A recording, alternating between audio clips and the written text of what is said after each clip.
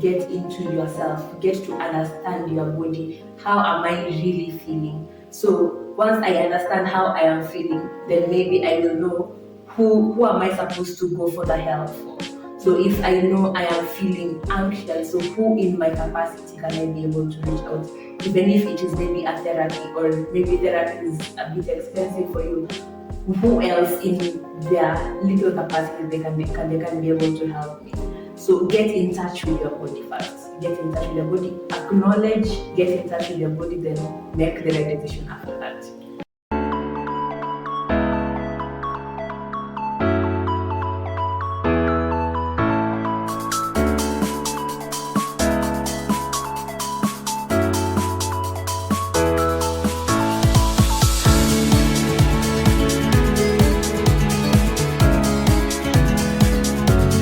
Before we dive into this conversation, we would like to express our sincere gratitude to all our viewers and listeners. Your support means the world to us, and it has made this show be what it is. So in this episode, we'll be having conversations about mental health, all matters, positive mental health, and as well as negative mental health. So be in tune until the end of the episode. Yes. And I think for us to begin, Yeah. I was just looking online, Yes. and I got some myths that I think we need to demystify based on our journeys, and as well based on what we have experienced, and based on our knowledge of what over time we've been able to amass as knowledge on Yes. positive mental health. So let me just read it out, and then you tell me what your opinion is about it. The number one thing is that there is no hope for people with mental health issues. Once a friend or family member develops a mental health condition, they will never recover. I think it's not true, because let's say for me, like from experience, maybe people, like the environment I've been in, mental health issues are different. I think most of us think someone being mentally ill or not being mentally okay means they're mad or something, which is not the case. Sometimes it's just being in a state of not being okay. And I believe most of us have, if not all, like in that point, even just having stress, that's being mentally not okay. So I would really say, like, it is not true, and that's why we demystify it. Yes, and I agree. And there is hope as well for anyone who has undergone through any kind of mental health. The fact that you have, actually, mental health is not really, I think we are, the fact that the way you have said that people think mental health is mentally ill, that is not the case. It's not the case. It's the way we say physical health. It is the same. You're not like you are saying you are physically ill. Health in this specific phrase, in this specific whatever phrase, it's been connoted as something negative, which is not negative over time. And now when we say there is no hope for people with mental health issues, so here we are talking about the negative side of the mental health, because we have brought up the issue of mental health issues, not just mental health.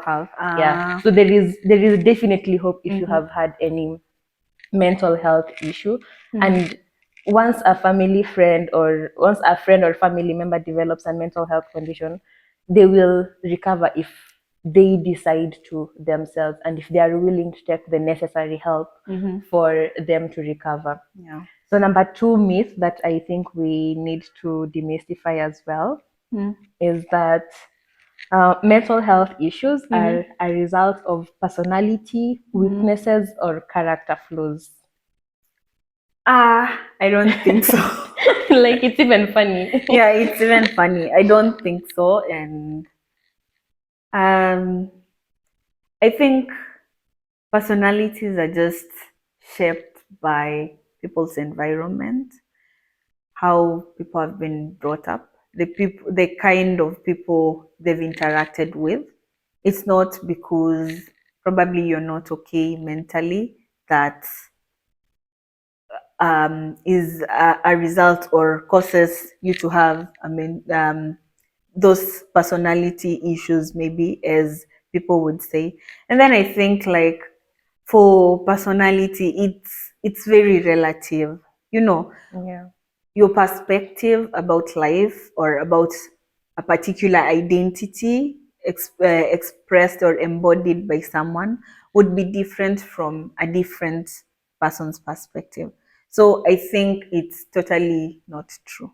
I agree with you that mental health issues are not as a result of personality weaknesses or character flaws. Yes. We all have our characters that we can see. There are those characters that make us not be imperfect.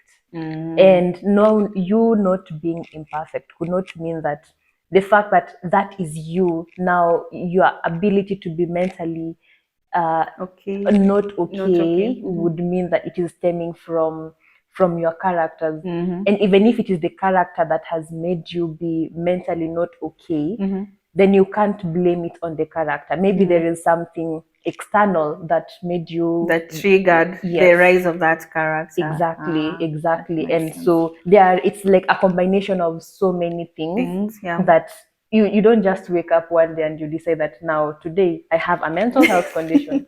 You don't Yeah, decide exactly. that, Yeah, and it's true. not just something that comes up in one day. So Yeah, true. we demystify this. So maybe we can have a third one. Okay.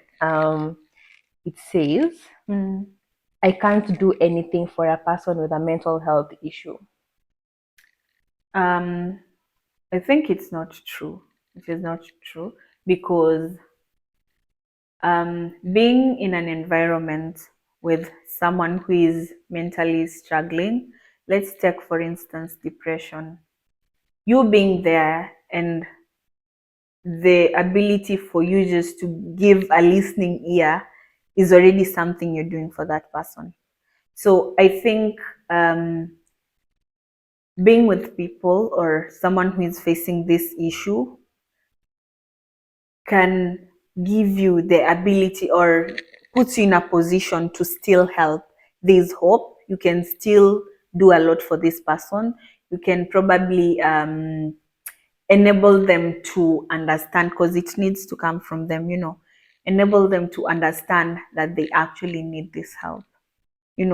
Yeah, but the fact that you're just even in that position with them, probably you're just listening to them and giving suggestions if it's maybe therapy they need to go to, or things they need to start affirming to themselves slowly by slowly so as to come out of a particular mental situation, then that is a step in the right direction. You've actually started doing something. So yes, there's you can really help someone. Yes. Yeah, and I agree. I agree as well. Yes. Because by the time maybe somebody comes to you, or maybe you realize that somebody is going through maybe a mental health issue, then definitely maybe they are, number one, maybe they are close to you, Yes. or they were comfortable opening up to you. Yeah. So the fact that they were okay to open up to you, it means that they knew, it's like they trusted themselves with this kind of information to you, telling you that I am going through this, and the fact that I'm telling you, maybe I don't want you to do anything. I just want you to maybe just give me that listening ear. Yes. And I have trusted. It is it's something that has to root from a very deep level within them for them to be able to speak about it. And I think I can encourage anyone, if you realize maybe somebody is going through anything, it doesn't have to be maybe a mentally health issue. It maybe they're just going through life, can just be overwhelming on itself. Yes, very So true. and that person has opened up to you. The fact that they have opened up to you, meaning they have trusted you with that specific information. So let's try to be kind to people And because- empathetic. and empathetic, exactly, and just listen to people. Giving somebody a listening ear, even if you're not speaking, even if you are just nodding your head, sometimes that is just all that all that this somebody person needs. and just having people around, and let's try to just keep each other close in our environments. So I think that's really great. I think demystifying these things, hopefully they'll help those situations where which people are actually suffering with these mental health issues. And I think that brings us to, I don't know, what are some of the habits or things that you really do or try to practice that help you stay mentally healthy? Or maybe you are not at a healthy position before, and the things you did that actually helped you boost back your mental health. Yeah. For me, number one, I because well, I'm not an expert in wellness, but I think it's just in me that I need to take care of myself, and I know that it is my responsibility to take care of myself. I don't expect you to come take care of me, or even my parents or my family members to come and take care of me before I take care of myself. Not to say that people who have undergone through these mental health conditions, they are not taking care of themselves, but sometimes you get that it is our responsibility, and maybe we get to pile up things so much, True. and that means that we are not actually taking care of ourselves. So for me, what has worked for me, I can say the number one thing that I think I say in every video that we have done, community. Having a community where you can always go to, even if you are undergoing through something, even if you're not maybe sharing out with them, true. just laughing and enabling the happy Spirits come coming in. out. Yeah, very So true. it makes there is something that it does to your mind, that it makes you maybe forget the whatever that you are feeling. Maybe it will not remove entirely, but it helps you. There is some good feeling that you get once you are around people who are positive vibes. Yeah, so the power of community, and I will keep on speaking that, emphasizing that so many times, because we are social beings, and if we are in a community with people where we are, it is easy for us to open up maybe what we are talking about, or just engage in other activities that help us kill the monotonous way of living of life.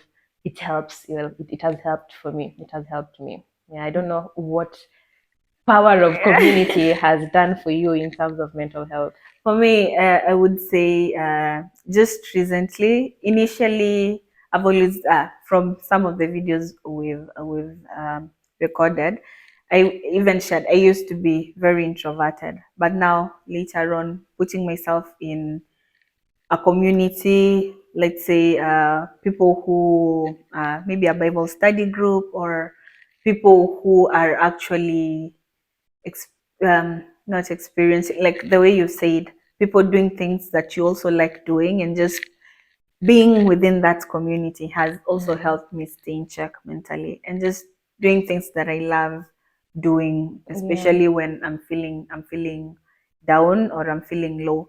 But I would say one thing that really worked for me, I think there's a time I was feeling so overwhelmed, is just like just surrendering it, like, to God. Me, that has always worked for me. Sometimes you feel overwhelmed and you're like, I think I just need to live. And I think at that point, I was seeing something different, a change. And just since I wasn't a community person before, I would listen to these constant motivational videos, constant positive affirmations, or just content that is very much positive and uplifting to me.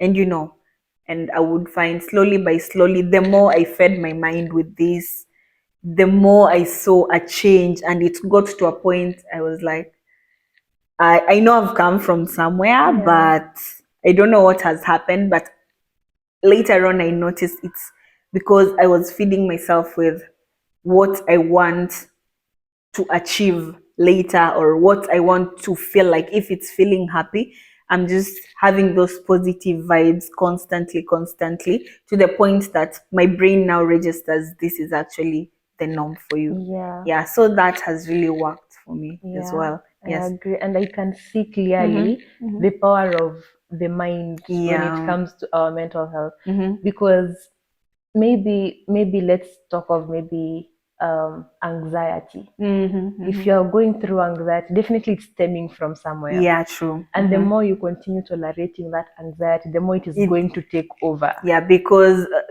like you'd find they say where your focus is, your energy flows. Yes, So for sure. you'd find maybe you're very anxious, and then you're always anxious, and this you'd just find negative thoughts.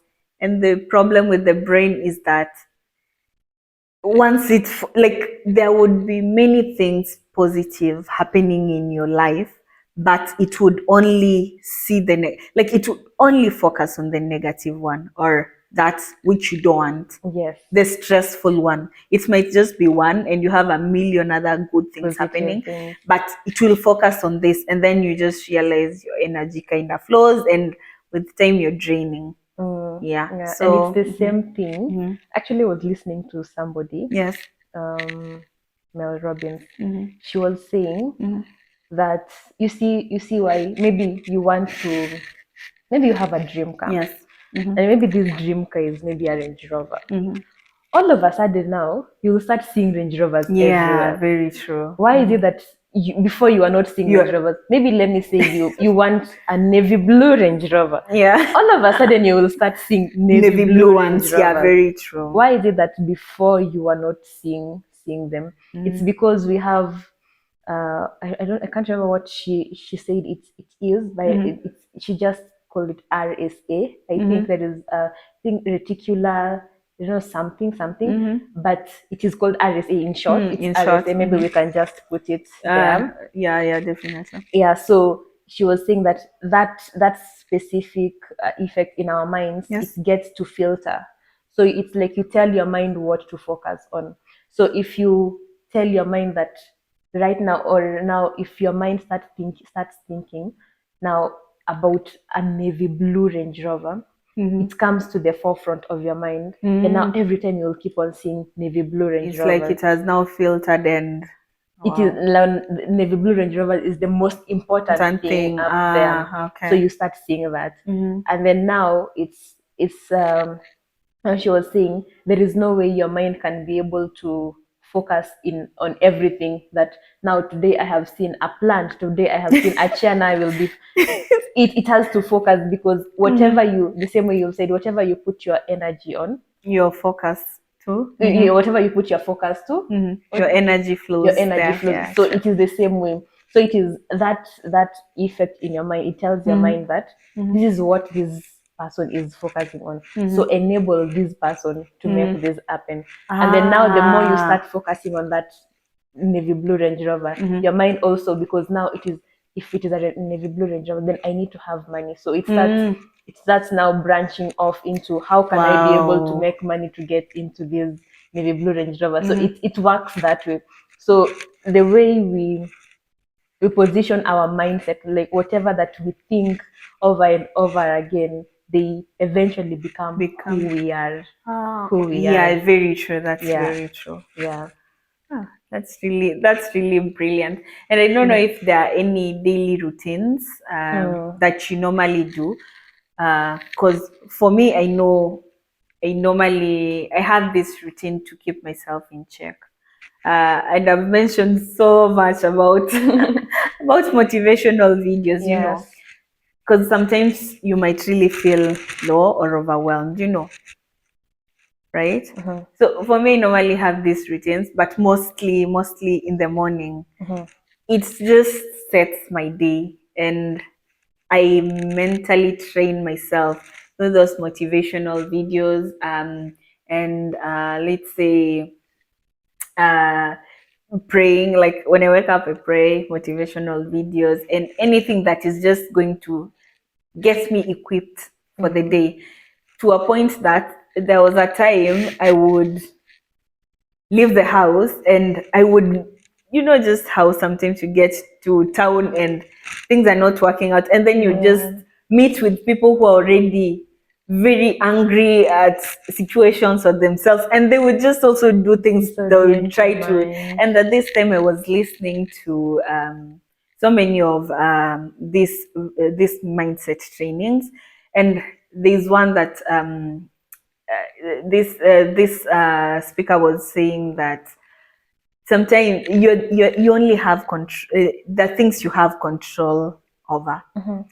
The way someone treats you, you have the choice to decide whether it will offend you if you take it personally, or you would ignore it and just move to the next thing.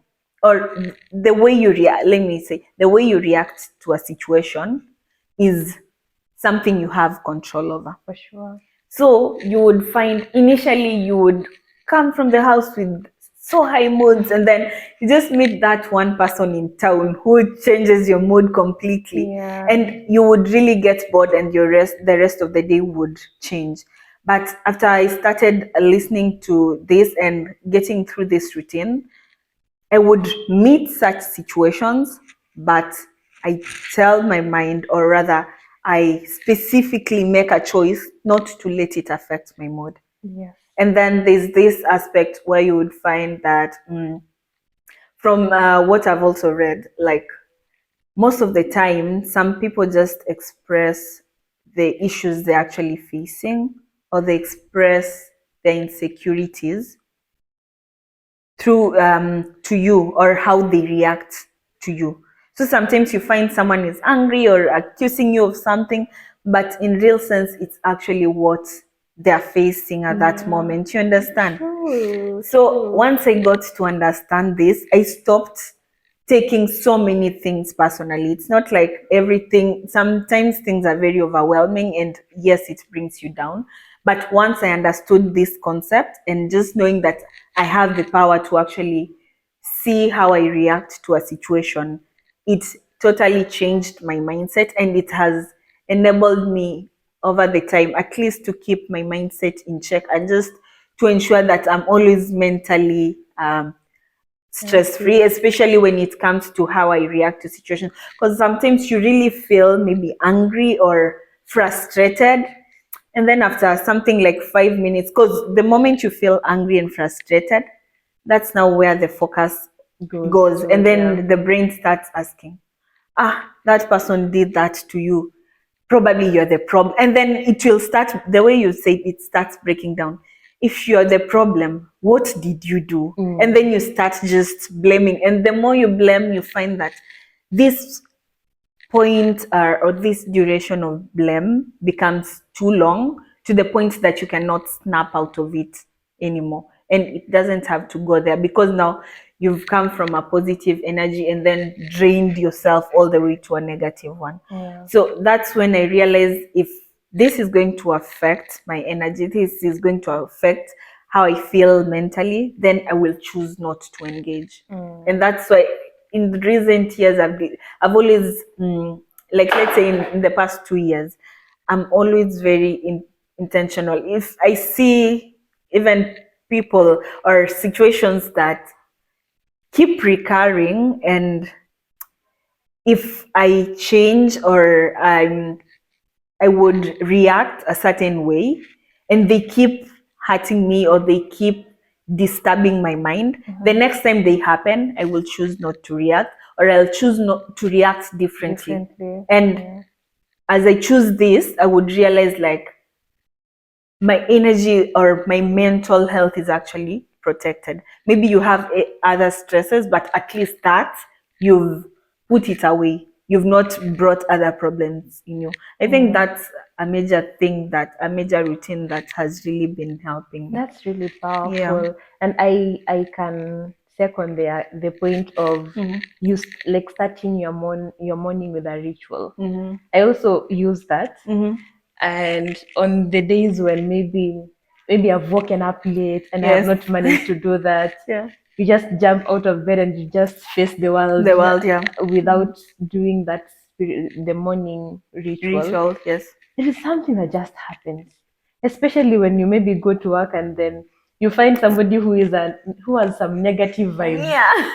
That day is when you start tolerating that negative vibe, just because you didn't get to have your ritual done and everything. So something else that has worked for me, and this is something that I just started practicing recently, because of a book that I was reading. Yeah. It's called The Champion Mind. Mm-hmm. So this the author, he's called Joe Afremau. He speaks about how athletes train their mind to think Mm-hmm. in order to be able to be champions. So he was saying that during the day, in case you know that maybe there are times that you often attend, maybe there is a Specific time of the day, maybe during, maybe at middays when you feel mostly overwhelmed, maybe with work or maybe with school or with anything, have an alarm. First of all, have something like a trade line, like a sentence just to motivate you. Oh, wow. So just have that, and then now have an alarm. Set that alarm at that time, just to remind you that even if you are overwhelmed, you are still okay. It's still okay. So he was saying that now for him, how he was training other athletes is to think gold. Gold in this aspect is, you see, maybe in a championship, Yes. the number one is given the gold. Gold, yes. Yeah. So gold is to signify excellence. Yes. So if maybe I put in my alarm, think gold. Yes. Then on these times that I am feeling overwhelmed, then I won't, and I receive that alarm, Yes. I would try to be a bit easier on myself. Or when I'm trying to be sluggish Yes. and everything, You have a reminder. yes, I have a reminder. I need to think gold. So if I'm thinking gold, is the way that I am behaving right now enabling me to think gold, or is it an excellent way of Yes. doing? Because now gold, you have if you're thinking gold, then you have to be excellent. Yes. So is it a good way of thinking? And then now, when I see that alarm, when it comes or it pops up on my phone, maybe then my mind will snap, and then I will be like, okay, then I need to go back to back to whatever I was doing in the right way. Wow, that's a powerful trigger. Yeah. That's a powerful. I think I will try it. It's really nice. I think I will try it. Something else that she said in that book is that for a champion's mindset, you have to ask yourself you have to have an intention and you have to have an accountability. So in the morning, you have to set an intention for your day. So you ask yourself, or maybe if you are a person who does your preparations, writes your goals the previous day, Yes. ask yourself, how am I going to be a champion today? If you're writing your goals today. Wow. No, that one you're doing it in the morning, or if you're doing your goals in the evening, how am I going to be a champion tomorrow? Oh, wow. And then at the end of the day, now that is in the morning, you're setting the intention. Yes. You ask yourself, now as you were saying, maybe I will be a reader today, Yes. I will be a saver today. Yeah, sure. Now in the evening, to be accountable for the day, you ask yourself, how was I a champion during the day? Yeah, how was I a champion today? And I think it's something that I just started practicing recently, and it actually keeps you accountable, because when I ask myself, how will I be a champion today? Well, today I will shoot a podcast. And then in the evening, you realize I actually achieved did it. that. Yeah, Wow. and it actually helps you have like the daily goals. You see, by you asking yourself that, maybe not intentionally, but just doing it because it is a routine, Yes. it helps you keep check of how your day will be and how your day was. Wow. Which I thought was that's really powerful. yeah. Wow, I think some of those routines I will try, especially the last one, the one where you kind of put an alarm and then remind yourself. It's a very good thing, because sometimes we really do feel so overwhelmed, and this is also something that affects our mental health. For sure. Yeah, because it's not like we are mad. It's just we are not okay mentally, because also we have so much in mind, Yeah. So I think it's a very good thing, and I don't know. As we wrap up, I don't know, what would you encourage someone who is maybe facing a mental health issue right now? It can be a big one. It can be something so small. I don't know. The magnitude is relative, but whatever you consider big or small, what would you encourage such a person? First of all, I will say it is okay. It is okay. It is okay to be in that state. And once you get to accept that and become aware of whatever state that you are in, then that is how you will start getting, that is the first step for you to start getting help. So it is okay to feel however you are feeling. It is okay to feel anxious.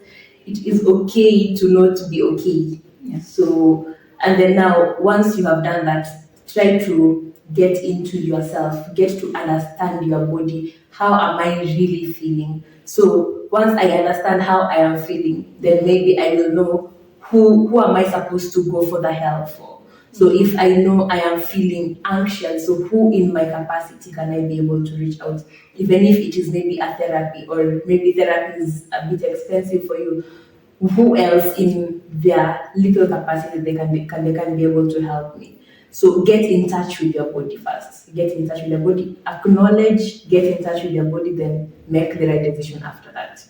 Yeah, I think just to add on, because it's just going to be a continuation, because I have I'm of the same opinion.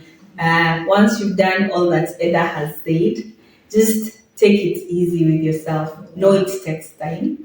It's not a one-day process, and getting to being mentally okay doesn't take a short time. For some people, it might be a short time, a year. For some people, it might be over 10 years, 15 years, but just know it takes time. Be patient as long as you try taking a small step at a time, like every single day, just try and do something small positive. It doesn't have to be very big. You remember the power of compounding. This also comes here in terms of habits or the activities you're doing. Slowly by slowly, it's going to get to a point where you manage to know being at a mental situation that you're actually focusing on achieving. Another thing is talk to someone.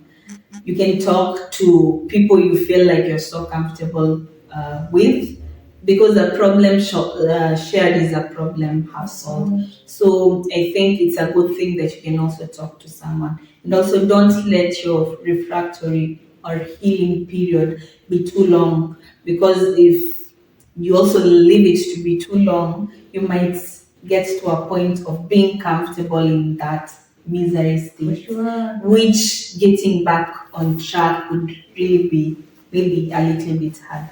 So accept, know it's okay not to be okay, but once you've understood that you actually need help, snap, try slowly by slowly with the smallest activities to snap out of that